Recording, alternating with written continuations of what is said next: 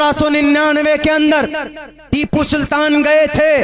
टीपू सुल्तान की जब लाश बिछ गई, उसका सर कलम कर दिया गया, तो जनरल हॉर्स उसकी लाश पर खड़े होकर कहा था, क्या से ये देश मेरा है? क्यों?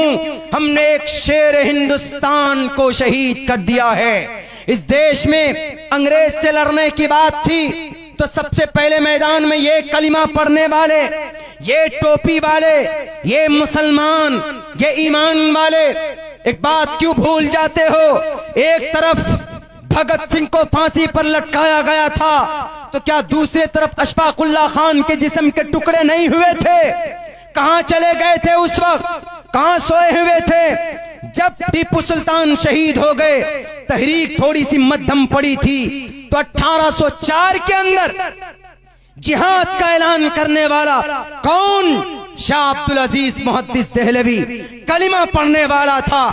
1831 के अंदर सैयद अहमद शहीद रहमतुल्लाहि अलैह, शाह इस्माइल शहीद रहमतुल्लाहि अलैह गए थे कहां? बालाकोट। किस लिए? अंग्रेज के मुकाबले के लिए। 1857 के अंदर जंग आजादी की बाज़ाब्ता शुरुआत होती है। कौन थे मैदान में? मौलाना कासिम, मौलाना रशीद अहमद गंगोही, हाफिज जामिन शहीद रहमतुल्लाहि अलैह और बड़े बड़े उलमाए किराम। तब जाकर इस देश की हिफाजत के लिए 6 मई को 1866 के अंदर दारुल देवबंद की बुनियाद डाली गई, जो अभी उत्तर प्रदेश पुलिस ने उनके ऊपर छापा मारा कि दारुल में इतनी दौलत कहां से आती? अल्लाह के तरफ से आती। लगा लो तुम इंटेलिजेंस, कयामत तो आ सकती है, लेकिन तुम साबित नहीं कर सकते कि दारुल देवबंद के अंदर पैसे कहां से आते। गांधी जी के खानदान में से कांग्रेस पार्टी के कुछ लीडरों ने कहा कि दारुल देवबंद में इतना पैसा कहां से आता है, इतना अनाज कहां से आता है? 2 क्विंटल आटा एक वक्त में रोटी बनती है, उसकी आता कहां से है? अपने इंटेलिजेंस को, अपने सीआईडी को भेजकर, अपने प्रोफेसर को भेजकर कि चेकिंग करवाया। हजरत मौलाना टूटे फटे कपड़े में ताला खोल कर दिखाया, कुछ भी नहीं है, एक भी गंदुम का, एक भी गेहूं का दाना नहीं। बिठाया उनको, बिठाने के बाद नाश्ता कराया। सिर्फ 1 घंटा गुजरा था। 1 घंटे के बाद कहा कि मेहमान मोहतरम, अतिथि देव भवा, आयुष्मान देव भवा, हम आपकी इज्जत करते हैं। We respect from the bottom of our heart, दिल की गहराइयों से आपका वेलकम है। आइए जरा दोबारा हमारे गोदाम को देखिए। दोबारा जब गोदाम की चाबी खोल कर, ताला खोल कर देखते हैं तो पूरा गोदाम यहां से वहां तक अनाज से भरा पड़ा है। तब जाकर तौबा किया कि हम पूरी दुनिया के बारे में गलत सोच सकते हैं, लेकिन दारुल देवबंद का कनेक्शन अल्लाह तबारक व तआला से जुड़ा हुआ, हम इसको नहीं मिटा सकते। ये ईमान की ताकत होती। उत्तर प्रदेश पुलिस पहुंची दारुल देवबंद। इतनी बड़ी लाइब्रेरी करोड़ों रुपए का कहां से आ गया? उस दारुल में जा रहे हो जिसकी बुनियाद डाली गई थी इस देश को आजाद करने के लिए। तारीख याद नहीं तो बताओ, अपने लीडरों को कान में डाल ले।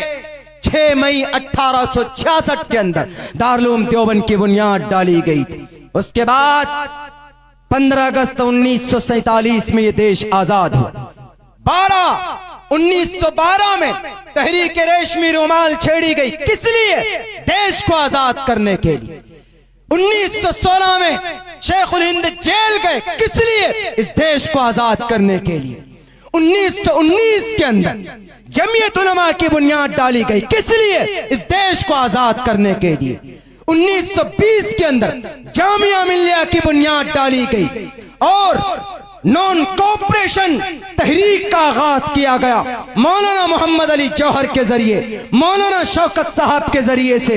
किस वजह से? इस देश को आजाद करने के लिए। आज आए चड्डीधारी लोग नहीं, इस देश में हमारे बाबा का हक है। बाबा का हक है। जमीन खोद कर देखो, हमारे पूर्वज का खून इस देश के अंदर। सुभान अल्लाह, सुभान अल्लाह। 5 वक्त हम नमाज पढ़ते हैं। इस देश की जमीन के ऊपर हम सजदा करते हैं। इस देश की जमीन को 5 बार दिन में हम सजदा करते हैं। इससे बड़ी देशभक्ति क्या हो सकती? लेकिन ये लोग आ गए, ये देश हमारे बाप का है, इसको हिंदू राष्ट्र बनाए। कयामत आ जाएगी, महाप्रलय आ सकता है, लेकिन ये देश कभी हिंदू राष्ट्र नहीं बने। क्यों? क्योंकि जिन कौम को आपने कमजोर समझा है कि नहीं हमने तो तलाक के ऊपर बिल लाया, खामोश रहे। ये लाल प्रेशर में आकर के बाबरी मस्जिद के भी फैसले करवा दिए। कर लो, जैसे अल्लाह तबारक व तआला ने काबतुल्लाह की हिफाजत की थी। अलम तर कैफ फअल रब्बुक बिअस्हाबिल फील। जब अबरहा आया था, अबरहा से ज्यादा ताकतवर तुम नहीं हो, लाखों का एक बहुत बड़ा झुंड लेकर आया था। आज तो हटो बचो, अबरहा जा रहा है। किस लिए? काबतुल्लाह को ढाने के लिए, अपनी ताकत के ऊपर इतरा रहा था। जैसे आज 313 सीट क्या आ गई, प्रचंड बहुमत। वी आर अ किंग, मैं बादशाह हूं, मैं खुदा हूं। खुदा सिर्फ खुदाई की, खुदा की होती है खुदाई। तुम जैसे करप्ट लोगों की, तुम जैसे शराबियों की, तुम जैसे फसादियों की खुदाई कभी भी ग्रांटेड नहीं हो सकती। जब अबरहा आया, हमला शुरू किया, तो अल्लाह ने कुछ नहीं किया। छोटे छोटे चिड़ियों को, छोटे छोटे परिंदों को भेजकर, अलम तरा कैफ फअल रब्बुक तैरन अबाबील के चोंच में एक पत्थर छोटा सा सड़क के किनारे जो पड़ा हुआ होता है, AK-47 की गोली भी नहीं, 315 वाली नहीं, एक पत्थर चोंच में लेकर, पैर में लेकर सिर्फ सर के ऊपर छोड़ दिया। जिसके सर पर लगा, सर से लेकर पैर तक सुराख कर दिया, वहीं पर गिरकर तबाह हो गया। और होगा, बाबरी मस्जिद पर बुलडोजर ले आओ तुम, सारी मशीनें फेल हो गई। बाबरी मस्जिद को तोड़ने पर तुले हुए हैं, हवन कर रहे हैं, पूजा कर रहे हैं। पूजा करो ईश्वर को खुश करने के लिए, लेकिन बाबरी मस्जिद तोड़ने के लिए तुम करोगे, कितनी बड़ी मशीन लाओगे, नहीं टूट पाएगी बाबरी मस्जिद। क्यों? क्योंकि उसकी हिफाजत अल्लाह तबारक व तआला कर रहा है। आज नारे तकबीर, नारे तकबीर। नौजवाना ने डेंगा, मौलाना अब्दुल्ला साहब कमर, मौलाना अब्दुल्ला साहब कमर, उलमाए देवबंद, उलमाए देवबंद, नारे तकबीर। बस 5-6 मिनट और बोलकर मैं इख्तिताम करते हैं, चूंकि सुबह भी आप लोगों को आना है। मेरे भाइयों, ये जो CAA, NRC, NPR, CAA, ये डायरेक्ट हिंदुस्तान के संविधान को बदलने की कोशिश है। हमने कई जगह YouTube के अंदर भी इसका एक्सप्लेन किया है कि इसमें पर्टिकुलर हिंदुस्तान के मुसलमानों को जबरदस्ती धर्म परिवर्तन करने के लिए या इस देश के अंदर दूसरे नंबर का शहरी बनाने के लिए यह कानून लाया गया है। और दूसरे नंबर पे ये CAA उसी वक्त नुकसानदेह होगा जब NRC होगा और NRC होगा। क्यों? बोल दिया है, होम मिनिस्टर साहब ने बोल दिया है कि 24 तक NRC होगा। NRC आ रहा है, सामने में है, तालमेल नहीं है। एक PM साहब बोलते हैं कि अभी NRC पर चर्चा नहीं, एक साहब बोलते हैं कि NRC आ रहा है रास्ते में। ये वो वाला किस्सा हो गया। कौन सा? फिरौन वाला, और फिरौन का चेला, फिरौन का होम मिनिस्टर शैतान वाला। वो ऐसा हो गया, फिरौन खुदा था, जैसे कहता था, अभी कह रहा है ना, मैं सन 2050 तक हुकूमत करूंगा। कि ये कौन मना कर रहा? लेकिन लोगों को क्यों परेशान करते हैं? ऐसे फिरौन क्या कह रहा था? अना रब्बुकुमुल आला, I am a king, I am a super power, ये कह रहा था।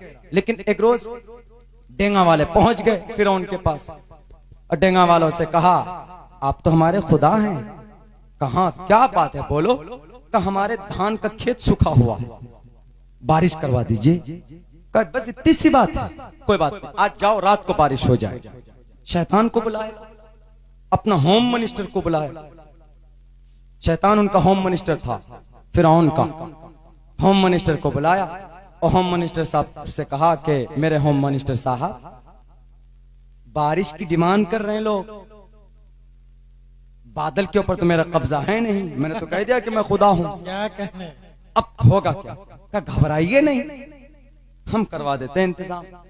तो रात को शैतान अपने टोटल चेलों को बुलाया, सारे चेले चपाटे जितने भी थे उनके जयलाग थे बुलाया। सबने कहा रे कौन सी बड़ी बात आ गई, सबको बुला लिया, हर जगह से बुला लिया। का काम कुछ नहीं करना है, 5 मिनट का काम, जाओ फला फला के खेत में पेशाब कर दो। गया, सारे शैतान पेशाब करके आ गए, खेत एकदम भर गया सबका, रातों रात सबको भेज दिया। शैतान उनका होम मिनिस्टर भी चला गया। उसके बाद सुबह जब डेंगा वाले गए खेतों में, देखा कि भाई बारिश हुई और इतनी अच्छी बारिश हुई कि पूरा एकदम खेत लबालब है, कोई दिक्कत नहीं। और यकीन हो गया किन पे? फिरौन पे। हाँ ये खुदा है वाकई, इट इज ओरिजिनल खुदा एंड दिस इज ओरिजिनल खुदा, ये ओरिजिनल खुदा है। इसलिए कि हमने कल कंप्लेन किया, आज बारिश करवा दी, इससे बड़ा खुदा और कौन हो सकता। दावा मजबूत हो गया। लेकिन जब धूप निकली तेज और जब सूरज यहां तक पहुंचा, जब तेज धूप पेशाब पर पड़ता है उसकी बदबू आती। अब बदबू जब आनी शुरू हुई तो लोगों ने सूंघा, कहा कि भाई ये बदबू तो खेतों से आ रही है, पानी कौन सा है? जांच करो, तो जांच किया तो बहुत ज्यादा बदबू आने लगी। तो शाम को सारे लोग पहुंचे डेंगा वाले, उन्होंने कहा कि महाराज मेरे परमात्मा, ये बारिश कैसे पानी की हुई जो बदबू आ रही? उन्होंने कहा कि गड़बड़ी हो गई होगी केमिकल में, जाओ मैं अपने वजीर से पूछूंगा, होम मिनिस्टर से जो बारिश करवाया है, जो बारिश का मालिक है, उनसे पूछूंगा। इसलिए कि उल्टा पुल्टा हो गया। एक तो बोलते हैं कि एनआरसी आ रहा है, एक बोलते हैं कि एनआरसी कुछ नहीं होगा, वहां पर भी उल्टा पुल्टा हो गया। यही किस्सा सेम फिरौन का और उसके चेले। तो शैतान को बुलाया रात में, बड़े एकदम गुस्से में शैतान से कहा फिरौन ने, अरे तुम हमारी खुदाई गड़बड़ करोगे, मेरी सरकार गिराओगे तुम। कहा क्यों? का बारिश करवाने के लिए कहा था, कौन सा पानी लाया जो बारिश से बदबू आ रही है पानी से? उन्होंने कहा कि पेशाब का कराया था, सारे सबको बुला करके बड़ी मुश्किल से, जिसको पेशाब नहीं आता तो उसको भी जबरदस्ती करवाया, तू भी कर, भरना है, खुदाई मजबूत करनी है। तो इसीलिए हमने तो बड़ी मेहनत की, सारे कार्यकर्ताओं को, सारे वर्करों को लगा दिया, और आप भी नाशुक्री कर रहे हैं। उन्होंने कहा कि पेशाब की क्यों बारिश करवाया, पानी की नहीं करवा सकता था? बादल को ले आता पकड़ के, तो पता होम मिनिस्टर क्या कहता, जहां तुम जैसा खुदा, मुझ जैसा होम मिनिस्टर, वहां पेशाब की बारिश नहीं होगी तो क्या मन्नो सलवा की बारिश होगी? तो यही है ये देश की हालत। दोनों अनपढ़ बैठे हैं, संविधान नहीं जानते, वो सोचे भी नहीं होंगे कि अरे वो तो ये